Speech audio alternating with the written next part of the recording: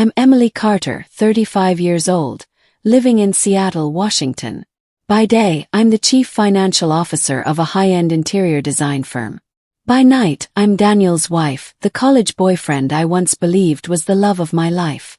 We had been together for 11 years, married for 6. There was a time I thought nothing could ever break the bond between us, but sometimes the beginning of the end isn't a blowout fight or some earth-shattering betrayal. It's just a text preview on a locked screen. That morning, like any other, I got up earlier than Daniel. While brushing my teeth in the bathroom, I saw his iPhone light up on the sink. A message popped up from a name I didn't recognize. Asterisk, can't wait for the weekend.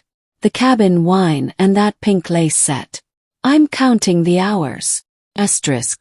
I froze not because the message was bold but because it was real. I stood there, toothbrush in hand, foam dissolving in my mouth, feet cold against the tile. Behind the frosted glass door, I could hear water running down my husband's back as he showered, getting ready for work like it was any other day. And me, I couldn't take my eyes off the screen as it faded to black.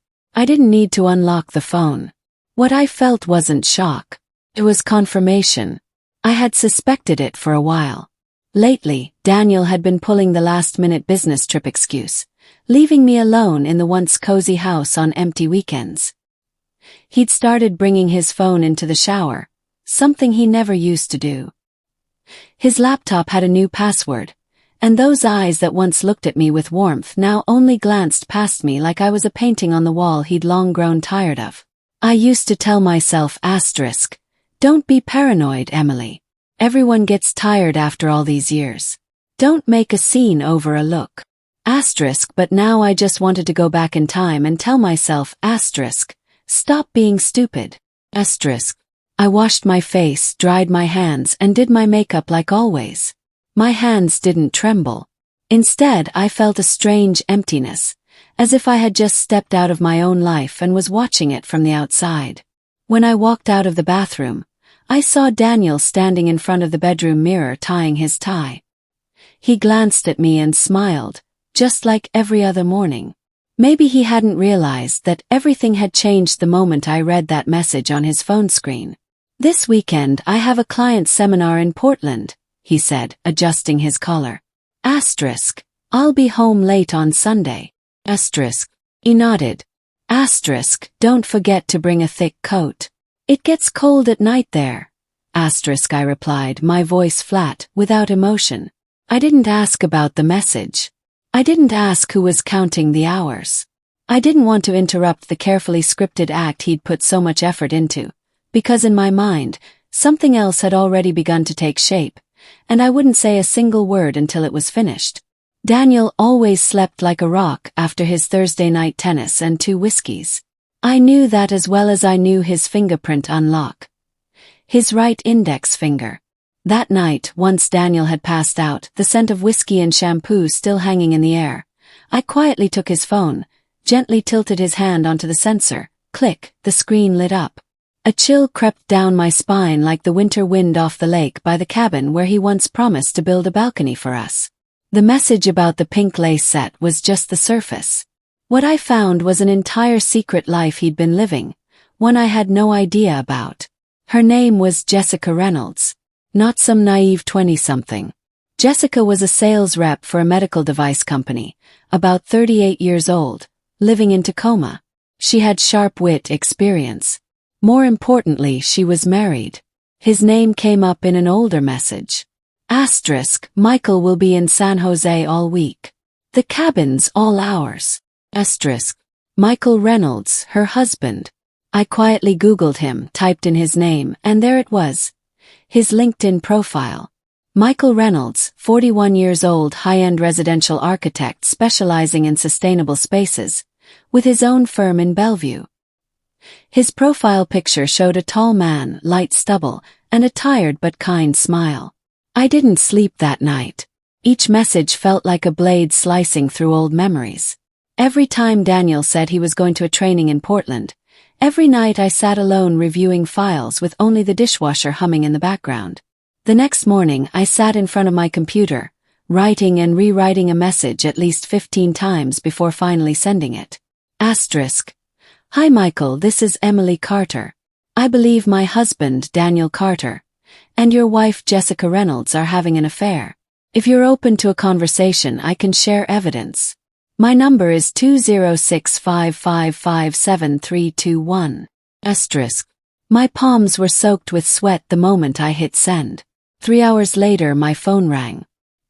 His voice was deep and strangely calm, but there was a subtle tremor beneath it. Asterisk. Is this some kind of joke? Asterisk. I wish it were, I replied, my throat dry. Asterisk. I have texts, photos, and their weekend plans at the Chelan Lake cabin. Asterisk. Was. Asterisk. What do you want to do? Asterisk, he asked. After a long silence, I gripped the phone tighter, then spoke slowly. Asterisk. Would you want to meet them there with me, before they uncork the wine or take off their coats? Asterisk. Michael didn't answer right away. Then finally a long breath. Asterisk. Okay. Let's meet. First, I want to see what you know. Asterisk. We agreed to meet Saturday morning at a small cafe in Ellensburg, halfway between Seattle and Chelan. I arrived early, sitting in a corner booth facing the parking lot. It took just one heartbeat to recognize Michael when he walked in. Tall frame, light brown coat, and a stride that carried the weight of winter behind it. He sat down without small talk. I placed my phone on the table, opened the message thread between Daniel and Jessica, and handed it to him. With every swipe of the screen, I saw his hand tighten.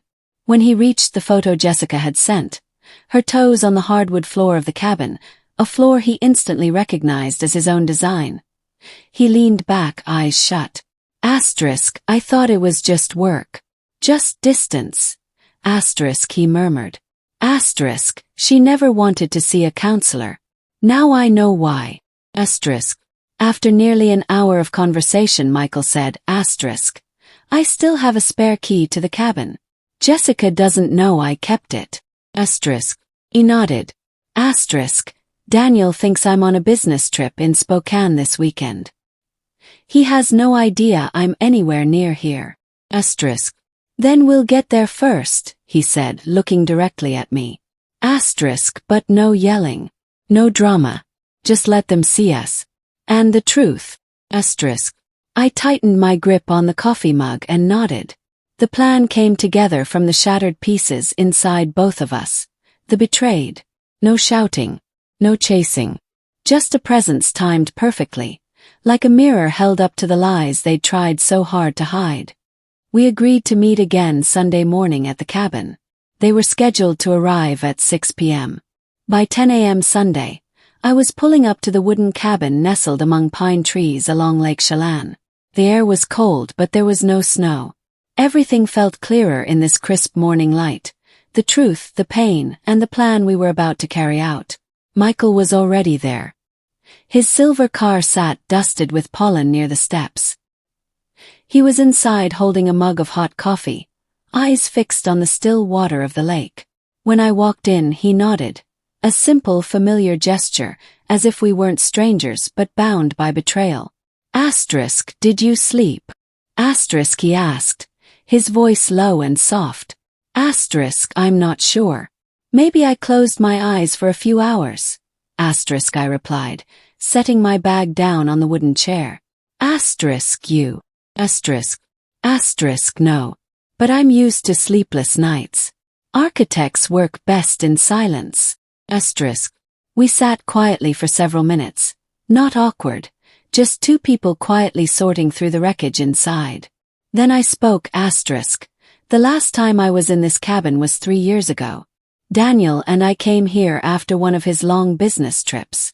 This is where I lost our first baby. Asterisk. Michael looked over at me.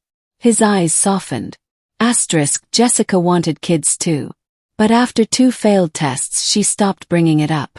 I thought it was the grief. Turns out she had other distractions. Asterisk. We didn't cry. There was only the steady hum of the electric heater and a wind brushing past the trees. Asterisk. Do you think we're going too far?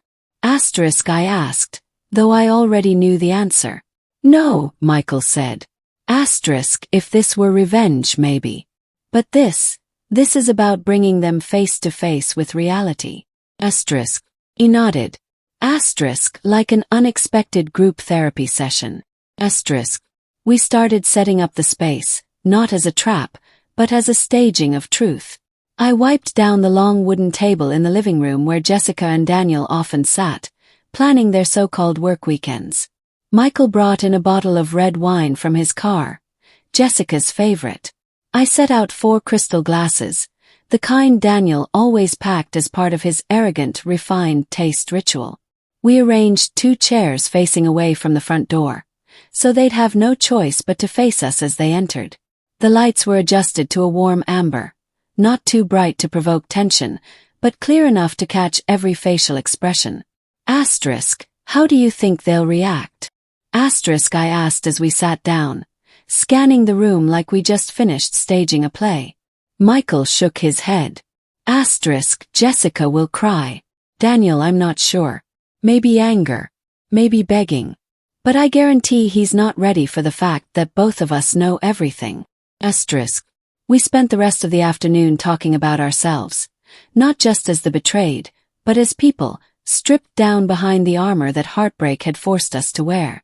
At 5:45 p.m., we heard gravel crunching under tires. My pulse spiked, but my hand stayed steady. Michael didn't move from his seat. The car doors slammed. Laughter floated through the trees. Jessica's laugh light and carefree. Then the key turning in the lock. The door swung open. Oh my God, Jessica gasped. Daniel's face went pale. Asterisk, Emily. Asterisk.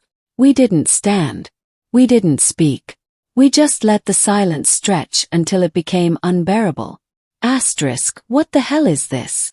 Asterisk, Daniel finally demanded, his voice cracking. Michael leaned forward, resting his elbows on his knees.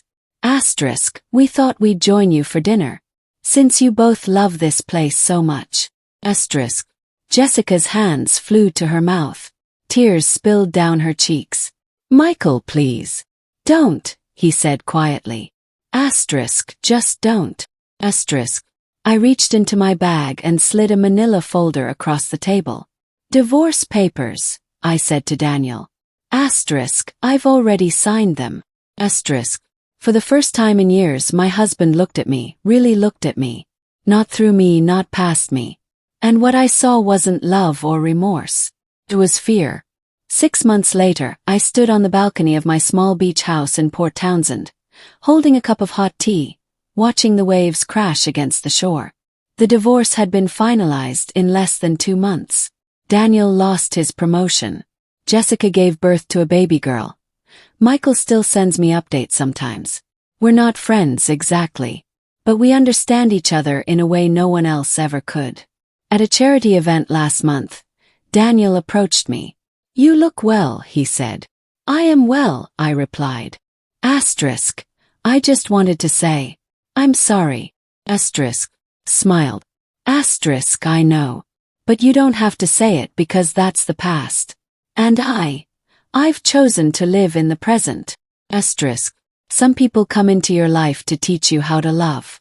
Others come to teach you when to walk away. I used to think losing someone you love was the end.